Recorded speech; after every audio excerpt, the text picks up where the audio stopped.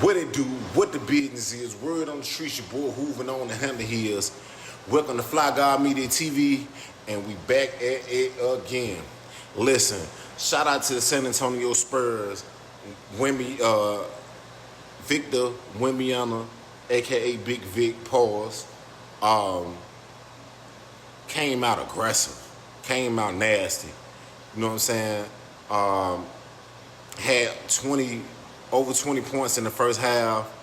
Came out, hit three three-pointers in the first quarter, I think. Hit a nasty step-back three on Harkenstein at the top of the key. He was 5 or 6 on Harkenstein when Harkenstein was the primary defender. You know, they was putting Harkenstein in the game. You know, they had Harkenstein like grab his arm, hook his arm, play dirty, push him off, you know, try to get into his legs and stuff like that, and also get into his head, no diddy, as far as like with the dirty play. And you know, you can get on, at this point in women's career, you can get on their skin with the dirty play and things of that nature. He was having none of that in game 6. But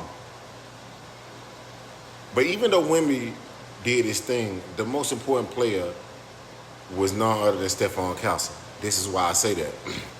He had 1 turnover. There was games in this series where he had 11 turnovers, 7 turnovers. You just can't have that being the second most important player in the series or whatever. De'Aaron Fox has been injured most of the series, and when he's been back, he's been a shell of himself. Like last night, I think he was like 3 of 11 or something like that. But he had a terrible shooting percentage last night. He really wasn't effective at all. It's getting to the point where Dylan Harper needs to be the starting point guard. They need to bring De'Aaron Fox off the bench, but that's another video for another day.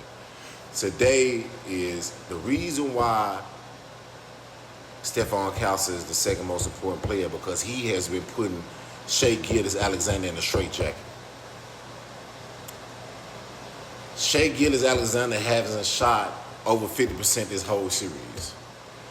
Shai Gilgeous-Alexander looked terrible last night, as he has been looking most of the series when Stephon Castle has been guarding him. He has been dunking on Shai Gilgeous-Alexander, stealing the ball, going in transition, laying it up, ice on Shai Gilgeous-Alexander, the back-to-back MVP. Like, he wants all the smoke with him, and he let him know, like, we here and we here to stay. Dylan Harper had a big bounce-back game last night. He did his thing. Harrison Barnes came in and had many for buckets last night.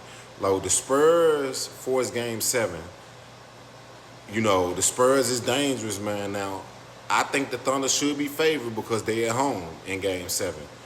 But if I was to bet, I would bet on the Spurs because of the momentum, Wembanyama, Stephon Castle, you know what I'm saying? De'Aaron Fox should be better.